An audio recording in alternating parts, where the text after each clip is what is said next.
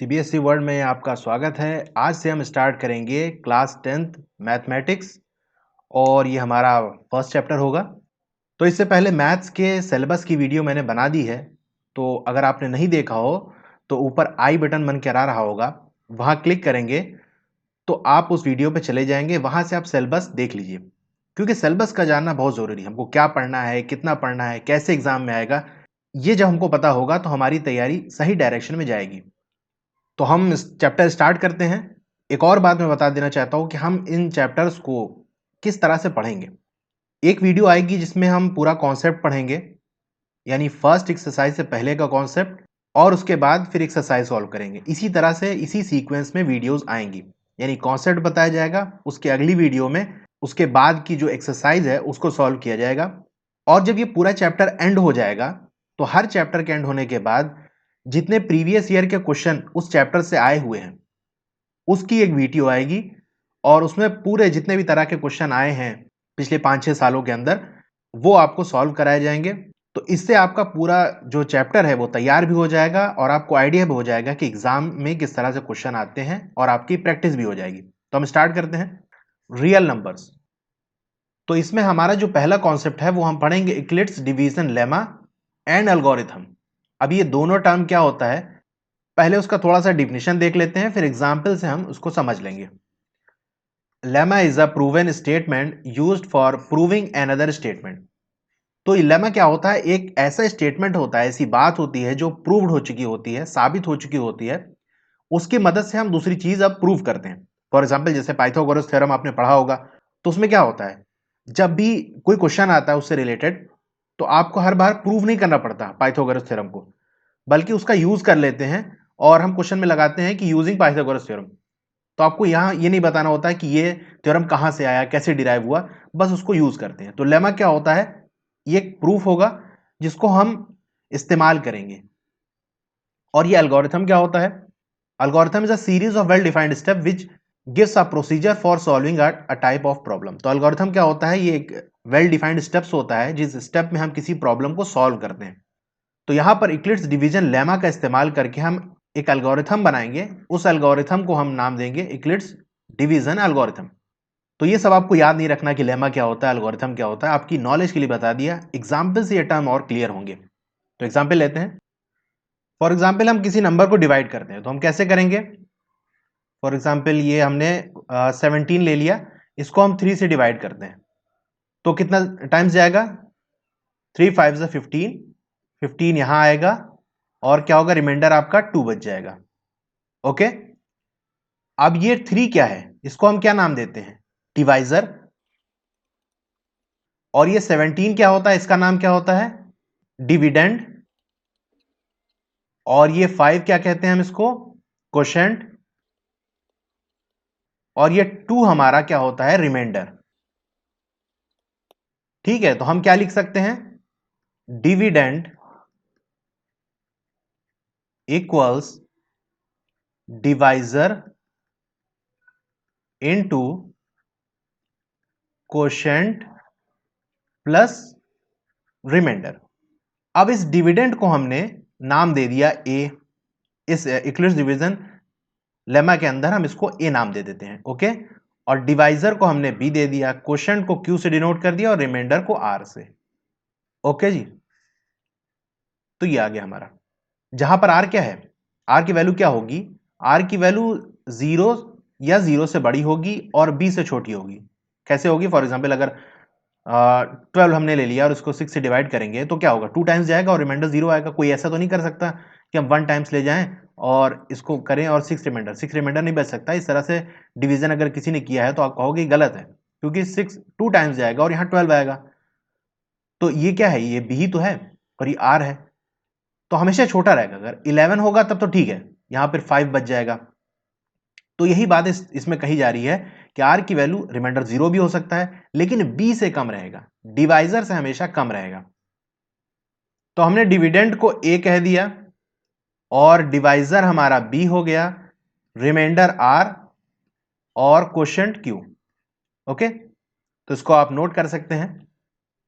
तो अब Eclipse division lemma क्या है, तो ये देख सकते हैं लिखा हुआ है क्या है, given positive integers A and B there exist unique integer Q and R satisfying A is equal to B Q plus R. ये मेन चीज मैंने ये कॉन्सेप्ट आपको समझा दिया, इसका मतलब नहीं है इसको थ्योरम याद नहीं करना है, ठीक है, इससे सिर्फ क्वेश्चन आएंगे।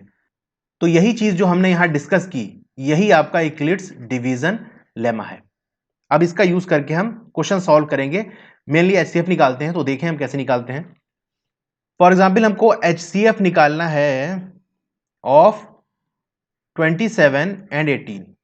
तो हम पहले क्या करते थे, अपना पुराना देसी तरीका क्या था कि 27 यहां रख लिए, 2 से नहीं जाएगा 3 से जाएगा, ओके, 3 9 से 27 और ये 3 और 3 हो गया। इसी तरीके से 18 का हम निकाल लेते थे, ये 2 से जाएगा 9 आ जाएगा, अब 3 से जाएगा और 3 आ जाएगा। तो हम क्या करते थे 27, ये सब क्या है 3 3 ये फैक्टर्स हैं, 27 के ही सब फैक्टर हैं, ऐसे हम लिख लेते थे। और 18 को कैसे लिखते थे 2 इंटू 3 इंटू 3। तो ये सब 2 3 3 ये सब क्या है फैक्टर्स कहलाते हैं। अब हम एचसीएफ कैसे निकालते थे, यहां से 3 उठाए यहां से उठाए, देखिए कॉमन है दोनों में, ये भी दोनों कॉमन है, तो हम क्या करते थे HCF is equal to 3 into 3 that is 9, तो 9 एचसीएफ आ जाएगा। लेकिन अब यूक्लिड्स डिवीजन लेमा का यूज करके हम एचसीएफ किस तरह निकालते हैं वो देखते हैं। हम पढ़ चुके हैं dividend is equal to divisor into quotient plus remainder.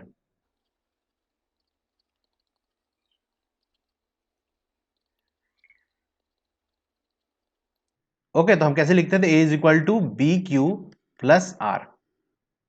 तो अभी मैं सिर्फ आपको बताऊंगा कि कैसे हम करते हैं, फिर एग्जाम के पॉइंट ऑफ व्यू से कैसे लिखना है वो मैं एक क्वेश्चन लूंगा, उसके अंदर पूरा डिटेल से एक्सप्लेन करूंगा कि स्टेप बाय स्टेप हमको एग्जाम के अंदर अपनी आंसर शीट में किस तरह लिखना है। अभी सिर्फ हम प्रोसीजर जान लेते हैं कि कैसे होता है ये। तो यहां पर जो बड़ा वाला होता है उसको ए ले लेते हैं, फॉर एग्जाम्पल 27 बड़ा है तो ले लेंगे, और बी की वैल्यू 18 ले लेंगे, और हम अब इसको डिवाइड करेंगे। फॉर एग्जाम्पल ये आपका 27 है और 18 से डिवाइड करेंगे तो 1 टाइम्स जाएगा 18 आएगा, माइनस करेंगे कितना बचेगा आपका 9 बच जाएगा, ठीक है। तो हमने 1 टाइम्स, तो क्वोशंट आपका 1 आ गया, और रिमाइंडर रिमाइंडर ये क्या, सॉरी ये रिमाइंडर क्या है 9 आ गया, ओके। अब क्या करेंगे, रिमाइंडर हमारा क्या हुआ 0 नहीं आया ना, 9 आ गया है। तो एक बार फिर से हम अप्लाई करेंगे किसमें, अब की ये डिवाइजर ऊपर वाला और रिमाइंडर के बीच में यूक्लिड्स डिवीजन लेमा लगाएंगे, यानी अब 18 यहां आ जाएगा और 9 यहां आ जाएगा। अब 9 कितने टाइम्स जाएगा 2 टाइम्स जाएगा, और अब पूरा कट जाएगा, 9 2 जार 18 हो जाएगा, रिमाइंडर यहां 0 बचेगा, ओके। जैसे यहां आप 18 करें और 9 2 जार 18, तो आप देख सकते हैं रिमाइंडर 0 है और Q की वैल्यू 2 आएगी, ये हम रख दिया। अब R 0 हो गया, और जैसे ही रिमाइंडर 0 आ जाएगा वहीं आपका प्रोसेस स्टॉप हो जाएगा, और उस टाइम जो डिवाइजर रहा होगा, यानी जिस स्टेप पे रिमाइंडर 0 आया है जो डिवाइजर है वही एचसीएफ हो जाएगा। तो ये जो हमने स्टेप किया यहां से, ये वाला स्टेप और ये स्टेप, इसको हम क्या कहेंगे कि ये है यूक्लिड्स डिवीजन एल्गोरिथम। बुक में आपके स्टेप्स दिया है, स्टेप्स याद नहीं करना, वैसे पढ़ेंगे तो बहुत कंफ्यूज हो जाएंगे, सिंपल इस तरीके से आपको करना है। एक चीज और एक्सप्लेन करनी है, उसको हम देख लेते हैं। तो एक और क्वेश्चन हम ले लेते हैं, सीएफ यहां फिर से निकाल लेते हैं। अब कैसे निकालेंगे, फॉर एग्जाम्पल कोई क्वेश्चन हमारे पास है 455 हमने नंबर ले लिया और 42, इसके बीच में हम यानी सॉरी इसका एचसीएफ हम निकालेंगे। सिंपल भाई A is equal to B Q plus R. अभी मैं स्टेप बताऊंगा कि स्टेप वाइज आंसर में कैसे लिखना है, अभी सिर्फ एक चीज जो मैं समझाना चाहता हूं उसको शॉर्ट में समझा देता हूं, ठीक है। तो यहां से ये ए आपका क्या होगा, बड़ा वाला ए होगा 455 और बी आपका 42 हो जाएगा, ठीक है। Dividend is equal to divisor into quotient plus remainder. तो अब भैया 455 यहां लिख लो, 42, अब हम चलते हैं इसको डिवाइड करते हैं। तो मैं डायरेक्ट कर देता हूं, आप अपना सॉल्व कर सकते हैं। ये 10 टाइम्स जाएगा तो 420 हो जाएगा, रिमाइंडर आपका कितना बचेगा, फिर आपका 35 बच जाएगा, ठीक है। 35 ने यहाँ लिख दिया। अब देख रहे हैं हम रिमाइंडर यहाँ 0 नहीं है, तो फिर से अगला स्टेप करेंगे, इसके और इसके बीच में लगाएंगे।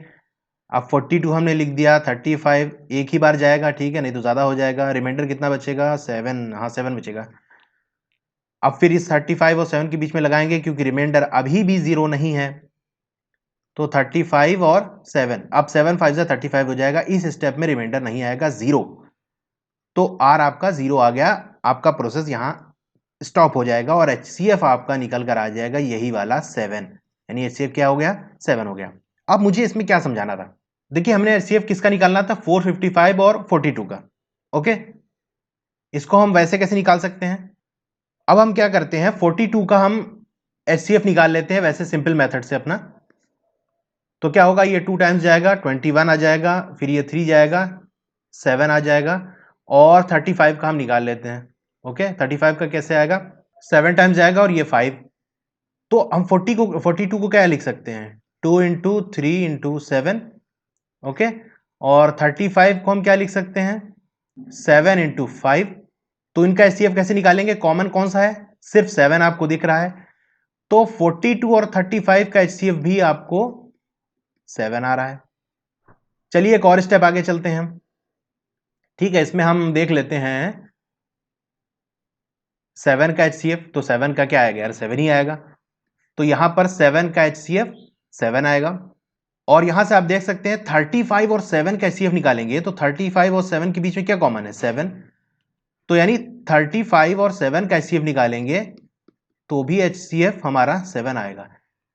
इससे हमें एक बात पता चली, वो क्या कि इस लेमा के अंदर जितने भी हमने नंबर्स यूज किए हैं, यानी जिन जिन स्टेप में हमने यूक्लिड्स डिवीजन लेमा लगाया है, सब का HCF सेम आएगा। चाहे 455 और 42 का निकालें, या 42 और 35 का निकालें, 35 और 7 का निकालें, सबका HCF सेम आ रहा है। यानी मैं ऐसे लिख दूं यहां पर, तो आप देख सकते हैं HCF चाहे 455 और 42 का हो, या 42 और 35 का हो, 35 और 7, सबका ही 7 ही HCF आएगा। ठीक है, तो जितने स्टेप्स हमने यूज किए हैं वो सब का HCF हमको निकल आएगा। अब हम ये क्वेश्चन करेंगे, थोड़ा सा बड़ा क्वेश्चन लेंगे और उसको अच्छे से पूरा जिस तरह से एग्जाम में लिखना है उस तरह से सॉल्व करेंगे। तो हम क्वेश्चन लेते हैं, HCF हमको निकालना है इस बार 4052 एंड 12576, इसका HCF निकालते हैं। तो ऐसे हमको मान ली एग्जाम में आ गया। अब हम कैसे लिखेंगे, उसके लिए क्या लिखेंगे, सिंस, अब जो बड़ा वाला होगा उसको ए मानेंगे, तो since 12576 is greater than 4052, applying Euclid's division lemma, we get, तो हमने लिख लिया, ये हमें क्या मिलेगा, 12576 इक्वल्स 4052। अब साइड में हम डिवाइड करते हैं इसको, तो 12576 को हम डिवाइड करेंगे 4052 से। आप देखिए इतना बड़ा कोई टेबल याद नहीं होता, हमें सिर्फ अंदाजे से काम करना है। 4000 इसको मान लें रफली, और 12000 ये हो गया, तो 4 3 टाइम्स जाएगा।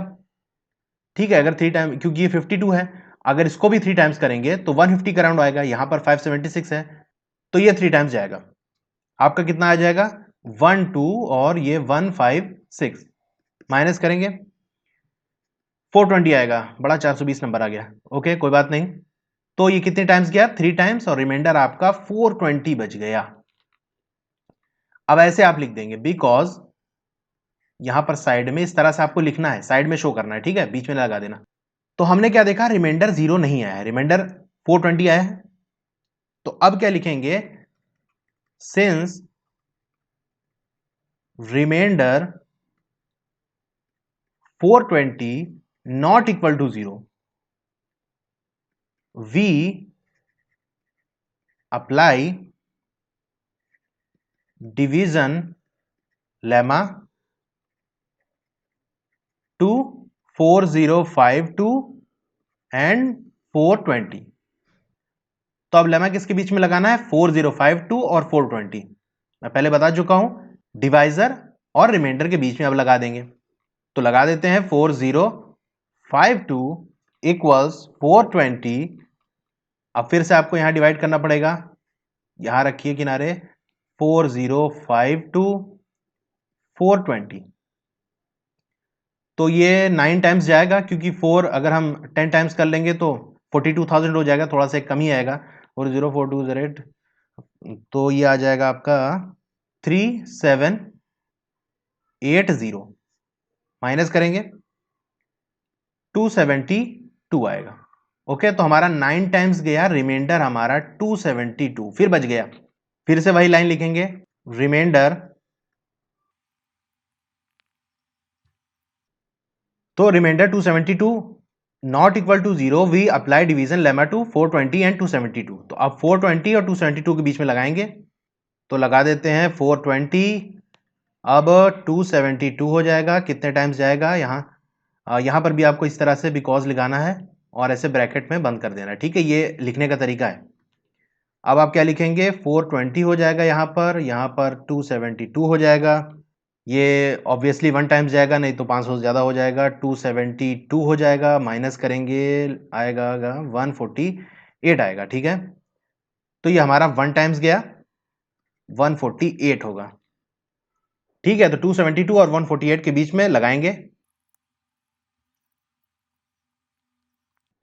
तो remainder 148 not equal to 0, we apply division lemma to 272 and 148। तो भैया 272 लिख दो, यहाँ पर बड़ा वाला यही है, 148 यहाँ पर लिखेंगे, बिकॉज साइड में कर लो सॉल्व इसको। 272 148 सीधी सी बात है, एक ही बार जाएगा वरना 300 हो जाएगा। तो 148 लिख लिया हमने, माइनस किया आएगा 124। ठीक है, तो 1 टाइम्स गया, रिमाइंडर 124 आपका दिया। अब फिर से हमारा ये रिमाइंडर बच गया, so remainder 124 not equal to 0, we apply division lemma to 148 124, यानी 148 और 124 के बीच में लगाएंगे, तो लिख लेते हैं 148 इक्वल्स 124। फिर भैया साइड में ऐसे ही कर लो, कहानी बना लो, और 148 लिख लिया, 124 लिख लिया, 1 टाइम्स जाएगा, 124 माइनस किया 24 आएगा। हाँ जी, तो 1 टाइम्स गया, रिमाइंडर आपका 24 आ गया। फिर वही स्टेप यार, फिर बच गया। तो अब फिर से 124 और 24 के बीच में लेमा लगाएंगे, क्योंकि रिमाइंडर 24 नॉट इक्वल टू 0 आ रहा है। तो 124 इक्वल्स 24, ये कितने टाइम्स जाएगा, फिर से हमें साइड में शो करना पड़ेगा कि हमने डिवाइड किया है, कहीं से चीटिंग नहीं की है। ओके, 24 5 टाइम्स जाएगा, 120 आएगा, फिर बच गया यार 4, एक बार और करना पड़ेगा लग रहा है। तो ये 5 टाइम्स गया, रिमाइंडर आपका 4 आ गया। ठीक है, जबकि 24 और 4 के बीच में लगाएंगे, 24 यहां लिख लिया हमने, और 4 तो सीधा ही हो जाएगा 624 प्लस 0। ओके, चाहे तो साइड में शो कर देना कि हाँ हमने किया है। तो अब रिमाइंडर 0 आ गया, अब हम क्या लिखेंगे, द रिमाइंडर नाउ बिकम 0, सो और प्रोसीजर स्टॉप्स। तो रिमाइंडर 0 हो गया, प्रोसीजर खत्म। Since the divisor at this stage is 4, तो हम देख सकते हैं यहां पर डिवाइजर क्या है, 4 बच रहा है इस स्टेप में, जहां पर रिमाइंडर 0 आ रहा है। तो हम लिखेंगे the HCF of 12576 and 4052 is 4। तो HCF आपका 4 आ गया। इस तरह से आपको लिखना है, और साइड में चाहे तो ऐसे लिख सकते हो आप, HCF इक्वल्स टू 4, ताकि टीचर को दूर से दिख जाए कि हाँ भैया इसने निकाला है, वैल्यू 4 आई है। तो इस प्रोसीजर से, अब जरूरी नहीं कि एकदम यही वर्ड लिखना है, मतलब बताने का यही है कि इस तरह से आपको स्टेप बाय स्टेप क्या कर रहे हैं समझाते हुए लिखना है। ओके, अब एक अगला एग्जांपल लेते हैं। आपके एनसीईआरटी बुक में ये क्वेश्चन दिया हुआ है। तो एग्जांपल हमारा है, show that every positive integer is of the form 2q and that every positive odd integer. तो भैया इवन 2q के फॉर्म में है और ऑड 2q प्लस 1 के फॉर्म में है, जहां q क्या है, कोई इंटीजर है। ओके, तो चलिए इसको भी करते हैं। अब पॉजिटिव इंटीजर क्या क्या हो सकता है, तो पॉजिटिव इवन इंटीजर्स आपके 2 4 6 8 इस तरह से चलते चले जाएंगे। ओके, अब हम क्या लिखेंगे, अगला लाइन में आपको लिखनी पड़ेगी,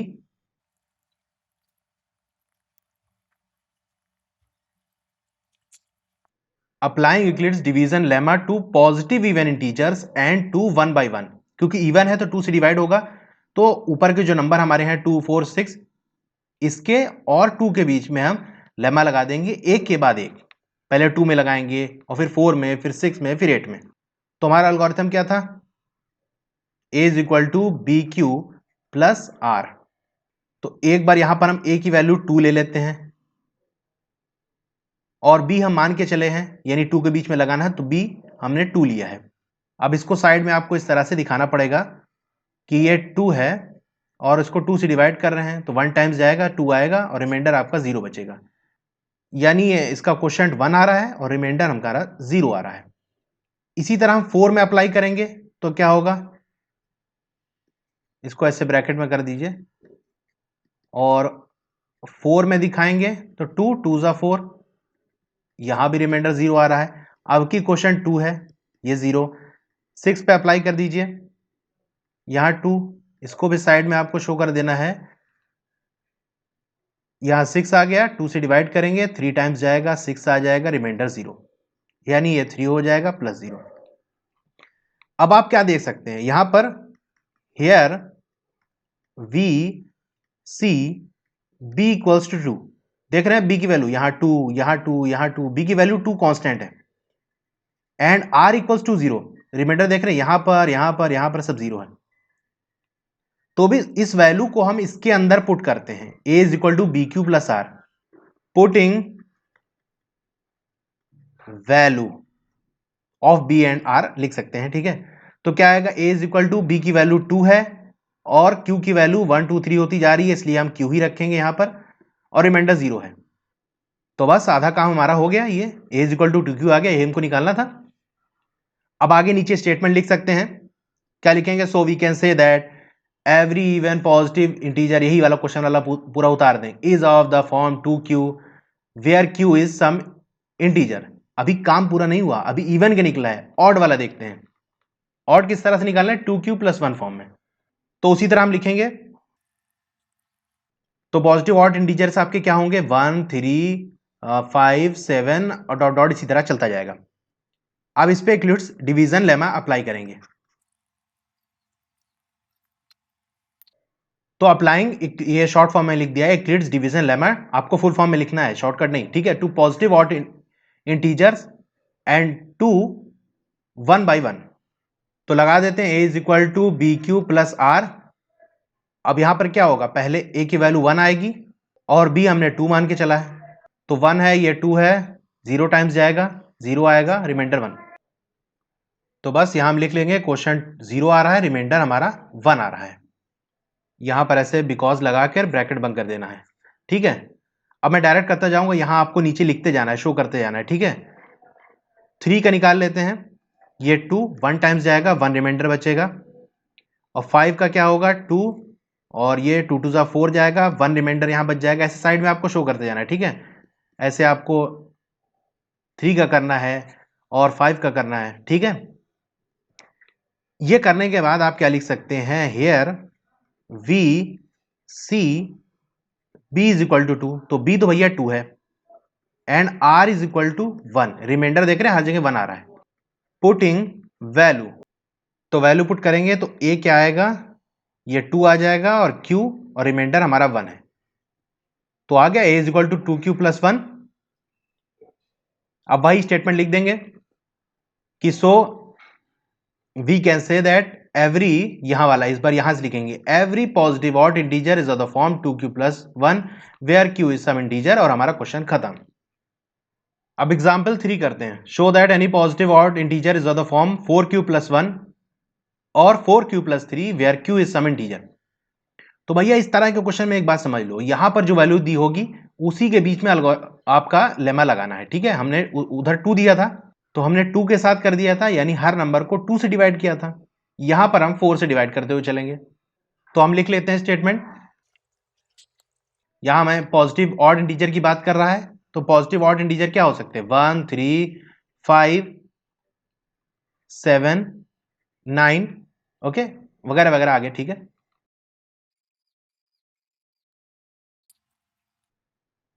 तो हम ये स्टेटमेंट लिखेंगे, applying Euclid's division lemma to odd integers and 4 1 by 1। तो ऑड इंटीजर और 4 के बीच में लेमा लगाएंगे एक के बाद एक। तो a is equal to B Q plus R होता है हमारा, a की वैल्यू एक बार 1 लेंगे बी हम यहां पर अब 4 लेंगे, ठीक है, हम 4 से डिवाइड कर रहे हैं, 4 में लेमा लगा रहे हैं, तो ऐसे लिख सकते हैं, साइड में ब्रैकेट आपको लगाना है, यहां पर अंदर 1 को डिवाइड करना है, डिवाइजर आपका 4 है, तो 0 टाइम्स जाएगा 0 आएगा, रिमाइंडर आपका क्या बचेगा 1 बचेगा।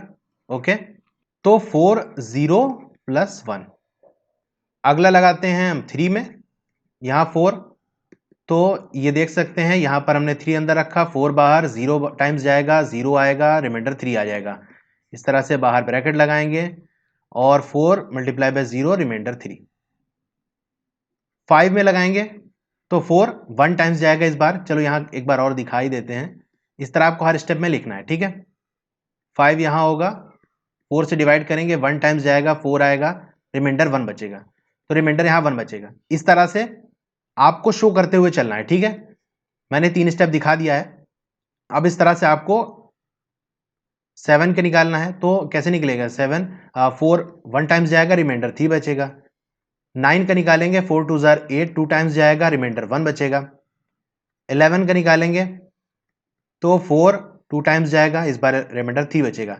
अब देखिए आपको यहां देखने से क्या लगता है एक चीज, एक बार रिमाइंडर 1 आ रहा है, दोबारा आपका 3 आ रहा है, फिर 1 आ रहा है, फिर 3 आ रहा है, फिर 1 आ रहा है, 3 आ रहा है, इससे समझ में क्या है बात, हम इसमें क्या कह सकते हैं, तो here we see B is equal to 4, ठीक है। बी की वैल्यू आप देख रहे हैं 4 है, कॉमन है, बिल्कुल कांस्टेंट है, चेंज नहीं हो रही है, और क्यू तो वेरिएबल है, 0 1 2 3 इस तरह चलता चला जाएगा, ठीक है। और रिमाइंडर क्या है, रिमाइंडर की 2 वैल्यू आ रही है बार बार, या तो 1 आ रही है या तो 3 आ रही है, 1 आ रही है 3 आ रही है, तो आर क्या हो सकता है, आर 1 और 3, लिखेंगे पुटिंग वैल्यू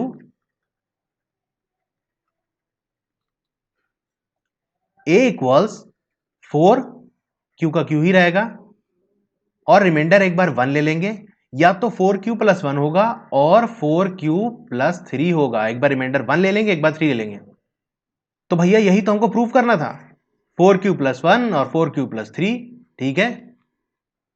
अब वही स्टेटमेंट लिख सकते हैं, so we can say that any positive odd integer is of the form 4q plus 1 और 4q plus 3 where q is some integer, ठीक है, और क्वेश्चन हमारा कंप्लीट हो जाएगा। और ये याद रखिए आपको स्टेप्स दिखाना है, ठीक है। आप चाहे तो ये 7 तक ही कर सकते हैं, वैसे बेहतर है कि पूरा 11 तक आप करें, और यहां पर भी आपको दिखाना है साइड में, ठीक है, जैसे मैंने 1 3 5 के लिखा है, इस तरह पूरा दिखाना है। अब ये क्वेश्चन है थोड़ा अलग तरीके का, लेकिन ठीक है, आसान है, कोई दिक्कत नहीं है, एक बार आप कॉन्सेप्ट समझ जाएंगे तो इस तरीके के सारे क्वेश्चन उड़ा देंगे हवा में। A sweet seller has 420 काजू बर्फीज and 130 बादाम बर्फीज, she want to stack them in such a way, यानी जैसे स्टैक में लगाते हैं ना, जैसे मिठाई की दुकान पे लाइन से लगी होता है, तो उसको स्टैकिंग कहते हैं, यानी एक प्रॉपर तरीके से उसको अरेंज करना। इस तरह से करना है कि each stack has the same number, यानी सेम नंबर ऑफ बर्फीज होनी चाहिए उस एक स्टैक के अंदर, and they take up the least area of the tray, what is the number of that can be placed each stack for this purpose. तो भैया दो चीज यहां पर हमको समझने की है, दो चीज हमको दी हुई है। पहली चीज, each stack same number, same number मतलब यहां से यहां तक, फॉर एग्जाम्पल 10 ठो अगर मिठाई लगी है तो 10 ही 10 सब में चलेगी, ठीक है, 10 यहां 10 यहां, ऐसे लाइन से 10 लगेगी, तो इसको हम क्या कहेंगे, सेम नंबर है। दूसरी बात हमसे कह रहा है कि लीस्ट एरिया, यानी ट्रे का एरिया कम से कम इस्तेमाल हो, तो किसी चीज का एरिया कम से कम इस्तेमाल हो तो हम उसके लिए क्या कहते हैं कि भाई कहीं बीच में खाली जगह ना हो, अगर ट्रे के अंदर कहीं बीच बीच में खाली होगा तो मिठाई ज्यादा दूर तक फैली होगी, और एकदम हम क्लोज लाइन बाय लाइन लगाएंगे तो क्या होगा, कोई जगह खाली नहीं होगी और कम से कम एरिया घेरेगा। तो यहां पर देखिए एग्जाम्पल से हम इस चीज को समझते हैं, लीस्ट एरिया का क्या मतलब है, लीस्ट एरिया कैसे लेगा। फॉर एग्जाम्पल हमारे पास 28 काजू बर्फी थी और 14 बादाम बर्फी थी, तो हम किस तरह से इसको अरेंज करेंगे।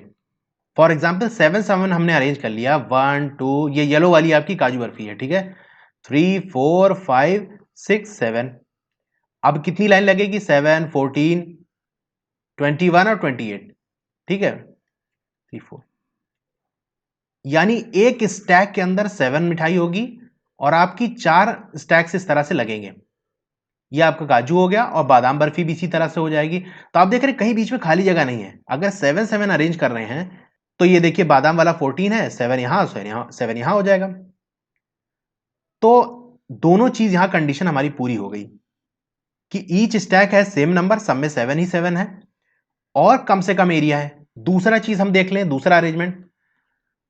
फॉर एग्जाम्पल हम 5 5 अरेंज कर रहे हैं, 1 2 3 4 5। तो आप देखिए अब 28 कैसे भरेगा, 5 यहां तक, 10 यहां तक हो जाएगा, ठीक है। ऐसे ऊपर से भरेंगे तो 15 ये हो जाएगा, 20 ये हो जाएगा, 25 26 27 और 28। तो आप देख रहे हैं ये खाली जगह रह गई। ओके। और जब हम बादाम बर्फी लगाएंगे तो भी यही होगा, 5 10 11 12 13 14, यहां 14 आ जाएगा, ये खाली जगह जगह। तो अगर हम एरिया निकालें तो मान लीजिए हमारी बर्फी 1 सेंटीमीटर की थी, 1 सेंटीमीटर स्क्वायर्स में, ठीक है। तो यहां से 5 और यहां से यहां तक कितना हो जाएगा, आप देख सकते हैं 1 2 3 4 5 6 7 8 9 9। तो एरिया क्या हो जाएगा, 9 इंटू 5 45। ये आपको समझाने के लिए मैं बता रहा हूं, इस तरह से आपको ये नहीं बनाना है, ताकि आगे जो भी इस तरह क्वेश्चन आए आपका कॉन्सेप्ट क्लियर हो, क्यों हम लीस्ट एरिया ले रहे हैं और कैसे निकालते हैं। वहीं इसका देख लें, यहां से 7 है, एरिया क्या हो जाएगा 7 और 1 2 3 4 5 6 और 6, एरिया क्या हो जाएगा 42। अब सेंटीमीटर था तो सेंटीमीटर स्क्वायर हो जाएगा। तो आप देख रहे हैं कि अगर हम इस तरह अरेंज कर रहे हैं कि खाली जगह छूट रही है तो एरिया ज्यादा घेर रहा है, यहां 42 है। तो सिंपल हमें क्या करना है, यहां से क्या बात समझ में आई कि इस तरह से अरेंज करें कि कहीं पर भी खाली जगह ना छूटे। तो एचसीएफ क्या होता है, हम कॉमन ही फैक्टर निकालते हैं ना। तो बस वही हम काम कर देते हैं। तो पहले इसको हटा देते हैं, इसका काम नहीं है जो पॉइंट लिखा है हमने। तो ऐसे डायग्राम आप बना सकते हैं कि काजू बर्फी हमने ऐसे लगा ली, ठीक है, ये के फॉर काजू बर्फी। ओके, तो ऐसे हम सेट कर लेंगे। अब आगे तक है, ठीक है। इसी तरह बादाम बर्फी सेट कर लेते हैं।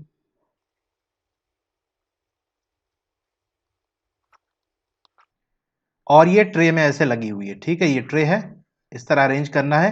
ये चीज तो हमने समझ ली, कहीं बीच में खाली नहीं जगह होना चाहिए, यानी ऐसा नंबर होना चाहिए जो दोनों का फैक्टर हो। तो हमें क्या कह रहा है क्वेश्चन के अंदर, ईच स्टैक में सेम नंबर होना चाहिए, यानी ये पूरा एक लाइन से स्टैक है, ठीक है। ये पूरा एक, अगर हम देखें तो ये एक स्टैक हो गया, इसमें एन नंबर होना चाहिए, तो सब में ही एन ही होना चाहिए, ठीक है। बादाम भी के भी एक स्टैक के अंदर एन बर्फीज होनी चाहिए। और ये कुछ एक्स जाएगा, ठीक है, इसको एक्स मान लेते हैं। और इसी तरीके से ये वाई स्टैक्स लगेंगे इसके। तो काजू बर्फी कितनी हुई, ठीक है, मैं शॉर्ट फॉर्म में लिख रहा हूं के बी काजू बर्फी, ठीक है, एन इंटू एक्स। और बादाम बर्फी कितनी हुई, ये भी एन इंटू वाई होगा, ठीक है। काजू को निकालना है एन मल्टीप्लाई बाई एक्स और बादाम एन मल्टीप्लाई बाई वाई। तो भैया यही निकाल लेते हैं, एन दोनों में कॉमन है, तो एन की वैल्यू निकाल लेंगे तो यही हमारा एचसीएफ हो जाएगा। ये चीज इस तरह से आपको अगर क्वेश्चन आए एग्जाम में तो इस तरह से लिखना है, ठीक है। ये डायग्राम भी आप बना देंगे तो अच्छा रहेगा। अब एचसीएफ हम लगाते हैं। एचसीएफ हमें निकालना है 420 कॉमा 130। तो आप एक लाइन लिखेंगे, क्या लिखेंगे,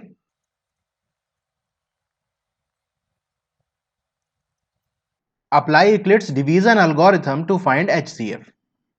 तो 420 बड़ा है, 420 इधर लिख देंगे, इक्वल्स 130 हो जाएगा। इधर साइड में हम बिकॉज लगाएंगे और ऐसे इसको दिखा देंगे कि हाँ हमने किया है भैया। 420 और 130 इधर हो जाएगा, कितने टाइम्स जाएगा, 263 टाइम्स जाएगा, 390 हो जाएगा। ओके, ये 390 हो जाएगा, माइनस करेंगे 30 बच जाएगा। तो ये 3 टाइम्स क्वेश्चन 3 हो गया, रिमाइंडर आपका 30 हो गया।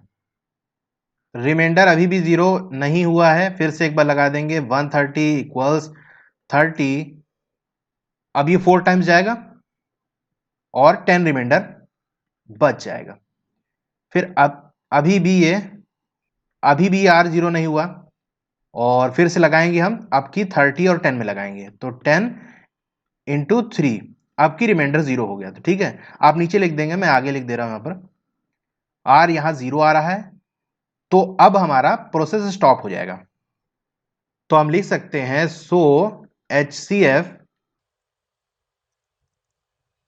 ऑफ 420 एंड 130 इज 10, तो 10 आपका HCF आ गया। अब एक लाइन और नीचे लिख देंगे,